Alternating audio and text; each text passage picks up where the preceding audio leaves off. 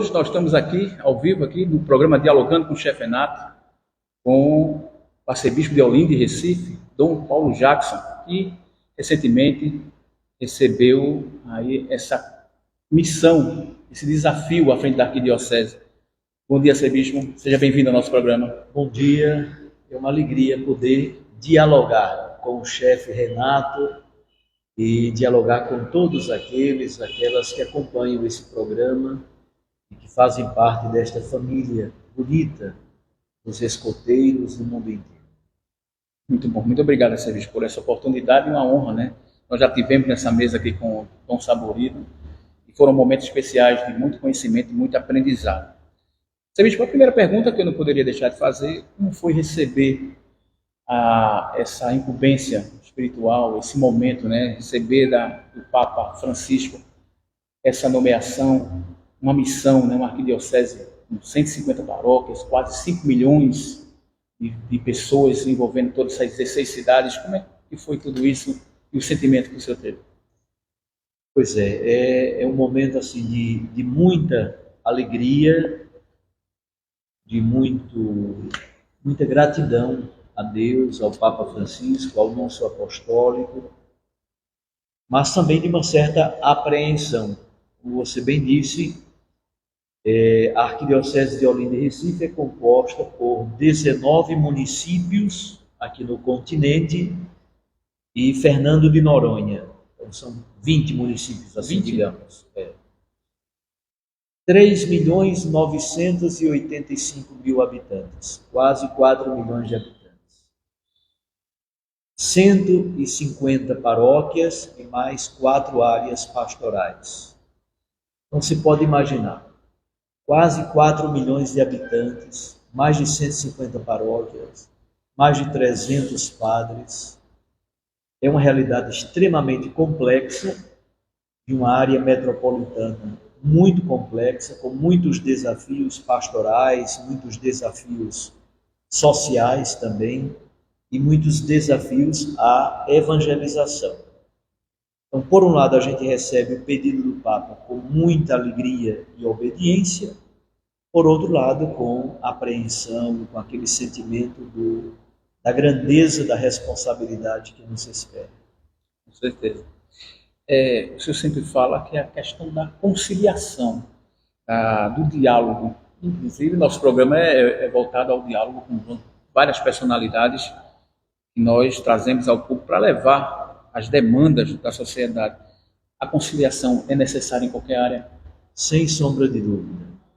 Ultimamente, sobretudo depois da última eleição para presidente da República, a sociedade brasileira ficou muito marcada por essa tensão, por essa polaridade, por essa polarização. E isso não é bom para ninguém. Também em nível eclesial. Nos últimos anos, por exemplo, tivemos o Papa Bento XVI, depois o Papa Francisco. Muita gente imagina que são opostos, são contraditórios. Absolutamente. Na igreja não existe uma interpretação, uma hermenêutica de ruptura. Existe de continuidade, de assentos. Obviamente que o Papa Francisco percebe umas coisas, o Papa Bento percebia outras. Depois tentaram fazer polarizações entre Dom José Cardoso Sobrinho e Dom Fernando Saborido. É bobagem. A igreja vai marchando na história, na luz do Espírito. Um bispo percebe mais alguns elementos, atua mais numa direção. Outro bispo atua mais na outra direção, porque percebe outros elementos e as suas aptidões, a sua formação também conduz para aquelas sensibilidades para determinados temas. Eu acho que é muito importante não somente a oração pela comunhão e pela unidade, mas é importante também um trabalho gigantesco para a gente superar essas polarizações, termos um mundo mais harmonioso, mais pacífico e menos violento. Sem falar, obviamente, de uma sociedade muito quebrada, muito marcada pela desigualdade social, pela violência gigantesca. A cidade de Recife é uma das cidades mais violentas do país. Cabo de Santo Agostinho, aqui ao nosso lado, também é uma cidade extremamente violenta. Então, esta polarização da violência, a polarização da linguagem, a polarização da internet. Hoje, o território da internet é um território extremamente agressivo. As pessoas se sentem no direito de dizer coisas inimagináveis. É como se não houvesse lei nenhuma. Uma terra sem lei. Uma terra sem lei, a internet. Então você vai lá, se esconde por trás do anonimato e diz cada estupidez e cada loucura. Então, quanto mais nós caminharmos para superar essas polarizações, essa agressividade, essa violência, seja no trânsito, seja na internet, em qualquer espaço, isso não constrói uma sociedade pacífica, harmoniosa, justa e equilibrada, que é o desejo de Deus e é o nosso desejo também. Bispo, a gente acredita que os desafios são imensos, você comentou agora há pouco, a questão da polarização, a política em si, as pessoas estão levando a coisa no extremo, mas a questão, o senhor receber 2 missões, um ano de 2023, um ano fantástico para muita gente, eu acredito que o senhor também, com esses desafios, e assumir funções na CNBB, como segundo vice-presidente da CNBB. Também um desafio e tem bastante tempo ainda no cargo, né? Com certeza. A eleição na CNBB, na última assembleia, lá em Aparecida, então a presidência da CNBB é composta por presidente, primeiro vice-presidente, segundo vice-presidente e secretário-geral. E eu fui eleito pelos meus irmãos bispos, segundo vice-presidente da CNBB. A minha tarefa, além de cooperar com a estrutura e o governo global, mas a minha tarefa também é ter a sensibilidade de perceber os grandes temas do Norte e Nordeste e levar para a reflexão da presidência e do próprio corpo dos bispos da CNBB. Então, como você bem disse, são 2 missões grandiosas, como vice-presidente da CNBB e como arcebispo de Olinda e Recife. Deus vai nos dando a saúde, a sabedoria e a iluminação, quando a gente se coloca numa atitude de abertura e de humildade para acolher aquilo que o Espírito Santo vai indicando, Deus também vai mostrando os caminhos. É nisso que eu confio. Confio plenamente na graça de Deus e ela não nos abandona. Ser nordestino, conviver, já teve a oportunidade de morar no Recife, conhecer a realidade do povo recifense e pernambucano, facilita mais um pouco, arcebispo? Acho que facilita um pouco e ao mesmo tempo dá algumas tristezas. Eu, até na posse mesmo, na homilia da posse, antes em alguma entrevista eu dizia, eu morei aqui em Recife, na Várzea, 1 ano, e 2 anos eu morei no córrego do Genipá. Então eu conheço bem aquela paróquia da Macaxeira, hoje é paróquia da Macaxeira e paróquia de Guabiraba. Então aquela pontinha da zona norte, a saída para a Paraíba. Eu sempre digo, é a saída para a Paraíba, que é a minha terra. É Patos, não é isso? Eu sou sertanejo de Patos, na Paraíba. Hoje minha família mora em João Pessoa. Então minha mãe mora em João Pessoa, meus irmãos. Então é a saída para a Paraíba. Qual é a tristeza que eu percebo? Que alguns desafios sociais que nós vivíamos em 88, infelizmente permanecem praticamente idênticos em 2023. Então é terrível você perceber que ao longo destes 30 anos, sei lá quantos anos, quase pouquíssima coisa mudou. Eu falava das lonas pretas da vergonha. As lonas pretas que continuam sustentando os morros que descem ladeira abaixo quando chove. Então é inimaginável que nós já estamos praticamente concluindo o primeiro quarto do século XXI, praticamente 2025. Então já temos praticamente 25% do século XXI vividos e ainda tenhamos lonas pretas de morros que descem ladeira abaixo quando chove. Isso é lamentável. Então, esgoto a céu aberto, lixo, a violência crescente. Esses desafios, obviamente que a igreja é parceira dos poderes públicos neste sentido de poder cooperar, colaborar no princípio da subsidiariedade. A igreja sempre está disponível, por meio das suas pastorais, movimentos, serviços, a cooperar para que possamos construir um mundo melhor, mais pacífico, mais igual e com menos desafios sociais, que sobretudo os pobres padecem todos os dias. O arcebispo comentou agora sobre essa questão, que foi um chamamento, a imprensa nacional, inclusive, falou nesse momento da posse dele lá no Geraldão. Vamos acompanhar o vídeo. A vergonha das lonas pretas sobre os morros que teimam de vez em quando em descer a ladeira, os prédios que caem, a indignidade e a insalubridade das palefitas em torno dos rios e braços de mar tristonhos e fétidos, a falta de perspectiva e esperança para tantos, especialmente os mais jovens. Em clima de subsidiariedade, a igreja dialoga, a igreja cobra, mas também a igreja quer colaborar com os poderes públicos para encontrarmos juntos as adequadas e razoáveis soluções.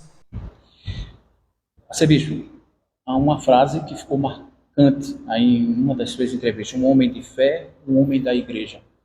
E, na verdade, esse sentimento do senhor? Pois é, eu nasci de uma família católica, lá no interiorzinho da Paraíba. Eu cresci. Meu pai era muito devoto de Nossa Senhora do Perpétuo Socorro. Minha mãe devota de Nossa Senhora de Fátima. E eu cresci rezando o terço com minha família aos pés de uma imagem que havia no quarto dos meus pais. Participando da missa dominical, como catequista na minha paróquia, participando de grupo de jovens. Foi essa a minha formação. Vida sacramental, missa dominical, participando da catequese, ajudando depois como catequista cooperador, depois como catequista oficial. Então, eu, de fato, sou um homem de fé, vindo de uma família de fé católica. Isso eu acho que é muito importante para dar um substrato, dar uma base para a vida e a formação da gente. E sou um homem de igreja, isto é, eu amo a minha igreja, amo o Papa Francisco, sempre estive disponível para toda e qualquer missão que o meu bispo me pediu. Eu sou lá da Diocese de Patos, no interior da Paraíba. O meu bispo que me ordenou foi Dom Gerardo Andrade Ponte, já é falecido. Depois tive como bispo Dom Manuel dos Reis de Farias, que é emérito hoje, e finalmente Dom Heraldo. Então, todas as vezes que a igreja me pediu uma missão, seja qual seja, eu sempre estive disponível e à disposição. Então, essa disponibilidade, acolher aquilo que a igreja tem como discernimento, aquilo que a igreja pede, com obediência e ao mesmo tempo com senso de sou um servo inútil. Aquilo que diz Jesus no Evangelho. Nós somos servos inúteis. Só fizemos aquilo que deveríamos ter feito. É assim que Jesus pede de nós. Então, a minha vida inteira foi marcada pela fé e por essa consciência eclesial de obediência, de serviço e de entrega. A igreja me deu muito. Aquilo que eu sou foi a igreja que me deu. A igreja me deu a possibilidade de estudar teologia, depois de estudar a Sagrada Escritura, e como professor, coordenador de pastoral, reitor de seminário, pároco de várias paróquias, sempre meu princípio foi esse. Eu só estou fazendo aquilo que Deus quer que eu faça. Sou servo inútil nas mãos do Senhor. Bom, E tudo no tempo de Deus, né? perfeito. O senhor sempre fala sobre seus antecessores, inclusive pessoas que fizeram a diferença na evangelização da igreja, no evangelho, tudo. Dom Helder, Dom Vital, Dom Saborido. Como é falar dessas pessoas que deixaram um legado de forma tão forte, né? Verdade. E eu acrescento também, lá em Garanhuns, Dom Expedito Lopes. Então eu tenho a graça e, ao mesmo tempo, a responsabilidade de ser sucessor de 3 servos de Deus. Em Garanhuns, Dom Expedito Lopes, um bispo que foi assassinado lá em Garanhuns, está em processo de canonização, ele é servo de Deus. E aqui na Arquidiocese de Olinda e Recife, Dom Vital e Dom Helder Câmara. Então, o grande valor é o valor da gratidão.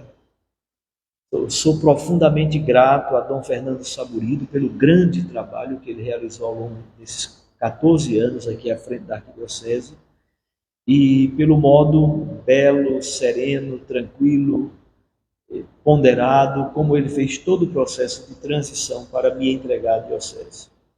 Então eu não poderia querer um antecessor melhor do que Dom Fernando Saburido.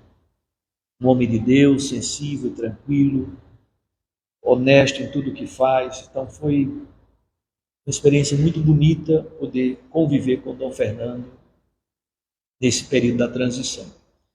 E ao mesmo tempo, como dizem os padres da igreja, olhar sobre ombros de gigantes. Dom Vital e Dom Helder Câmara são gigantes do ponto de vista espiritual e do legado pastoral. Então é como se nós estivéssemos olhando o futuro dessa arquidiocese sobre ombros de gigante. Isso é motivo de gratidão, de uma responsabilidade maior, mas ao mesmo tempo nós contamos inclusive com a intercessão destes homens de Deus que a nossa fé nos diz estão junto do Senhor intercedendo pela igreja. Exemplos, né? Bispo, o senhor sempre fala à imprensa e às pessoas mais próximas que a primeira demanda é escutar, dialogar. Tem tudo a ver com o nosso programa, então. Ter o contato pessoal com cada padre, que é uma tarefa já diária, desde o momento que o senhor assumiu no dia 13 aqui em Diocese. Como é que está sendo essas demandas? Então, eu estou fazendo uma primeira rodada de visitas. Praticamente todo dia eu estou numa paróquia diferente. Já tive a oportunidade de ir a Jaboatão, a Camaragibe, alguma paróquia daqui também de Recife. Já tive reuniões com os vigários episcopais, os vários vicariatos episcopais que compõem a arquidiocese, visitas ao seminário de Olinda, reunião com a coordenação diocesana de pastoral e reunião com os meus assessores diretos que trabalham aqui na Cúria. Então, repito e assevero, de fato, a primeira grande missão de um arcebispo que chega a uma arquidiocese como esta é escutar, conhecer, anotar, dialogar e tirando um pouco de intuições, de caminhos e clarezas por onde deve seguir. Agora, nesse diálogo tem um papel muito importante também Dom Limacedo, que é bispo auxiliar daqui da nossa arquidiocese. Então eu dialogo muito com Dom Limacedo, porque ele já estava aqui, é meu bispo auxiliar, e no diálogo com ele a gente tem muita clareza de vários elementos, já que ele tem um pouco mais o elemento histórico e compreende algumas coisas de modo mais profundo, porque está há mais tempo aqui na arquidiocese. Então, o diálogo com Dom Limacedo também é muito importante para termos maior clareza das demandas que aparecem todos os dias. Eu acredito que coincidência não seja um forte para muita gente, mas o senhor foi escolhido no dia 22 de maio, dia de Santa Rita de Cássia. Eu sou devoto de Santa Rita. Quando eu morei na Itália, estudei lá em Roma, eu morava em Roma, mas no final de semana eu ia atuar na pastoral em Cássia. É bastante longe, mais de 200 quilômetros. E eu ia todo final de semana, ia na sexta, voltava no domingo à noite. E Santa Rita de Cássia foi sempre uma amiga protetora. Então, são as docilidades e as gentilezas de Deus poder ter sido comunicado da nomeação exatamente no dia de Santa Rita de Cássia, dia 22 de maio. Com certeza. Coletividade para o senhor, o que significa? Pois é, o elemento comunitário, nós falávamos no início de uma sociedade fraturada, de uma sociedade marcada pelo egoísmo, pela violência. Então, pensar o comunitário, pensar a coletividade, seja no âmbito dos governos, e aí a igreja tem um papel de subsidiária, A igreja não participa de governo nenhum, mas a igreja dialoga institucionalmente e coopera com a reflexão, com parcerias, etc. Mas é fundamental que nós possamos vencer o egoísmo. Uma das características da cultura pós-moderna é o egoísmo exacerbado. As pessoas que só pensam em si mesmas estão correndo feito malucas. Então, eu, e o eu é o centro do universo. Mais e mais temos que colocar o nós, pensar o comunitário, pensar a coletividade.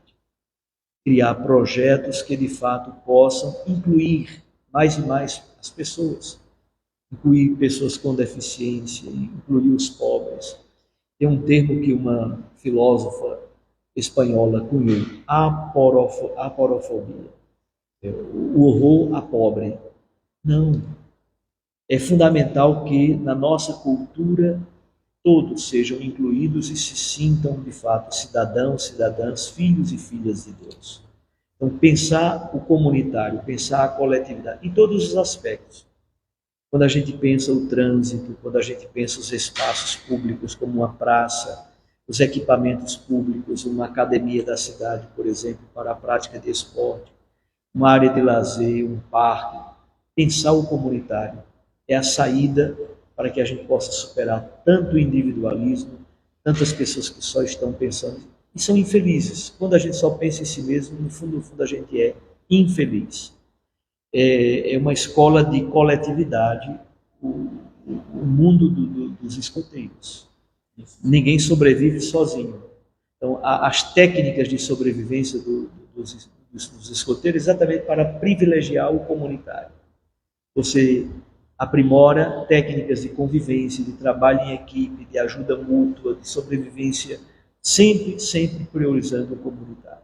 É fundamental que a coletividade esteja mais e mais, não somente na nossa reflexão, na nossa palavra, mas sobretudo nas ações concretas que a gente vai implementando.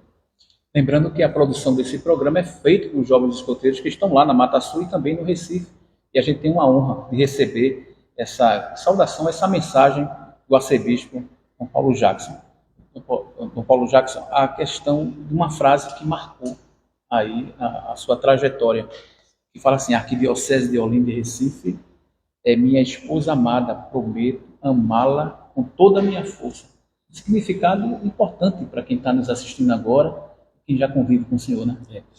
Eu, quando fui ser ordenado padre, em 1993, eu escolhi o lema a partir de Oséias, capítulo 2.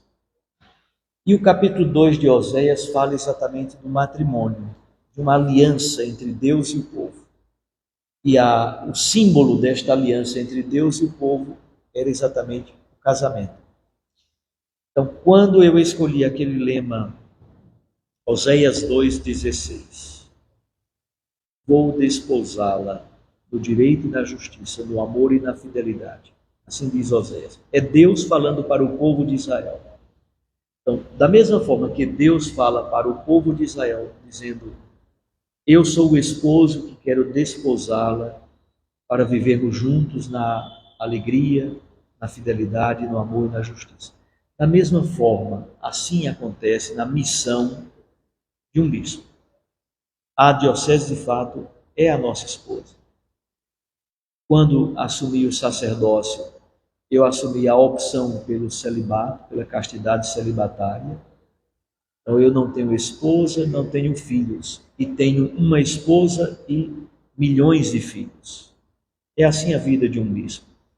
O seu casamento com a sua diocese não é para amar menos. A castidade celibatária nunca é para amar menos, mas é para que a gente possa amar mais e possa doar a sua vida na sua inteireza com um coração indiviso. Muito forte.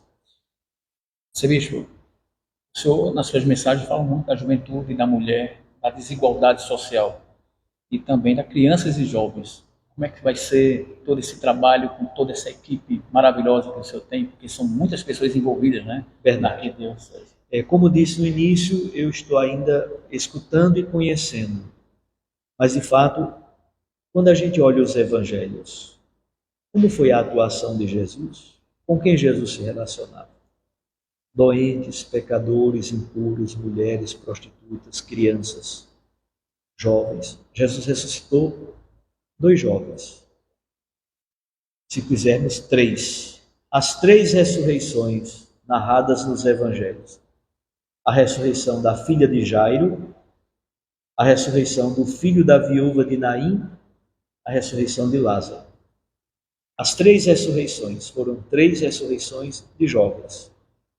E nas 2 primeiras, em Marcos 5 e em Lucas 7, Jesus diz: jovem, eu te ordeno, levanta-te. Olha que frase tão forte. É um pouco aqui um programa de governo para nós, na atenção à juventude.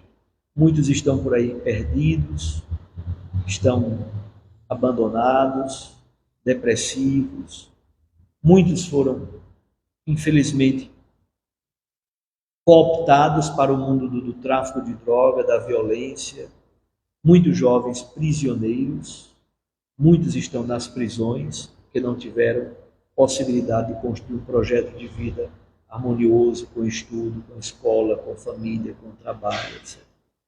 Então é fundamental que a igreja, de fato, escute, acompanhe e dê atenção às crianças, aos jovens, às mulheres, aqueles que são, de fato, uma parte considerável da sociedade, mais vulnerável e cooptável pelo tráfico de drogas.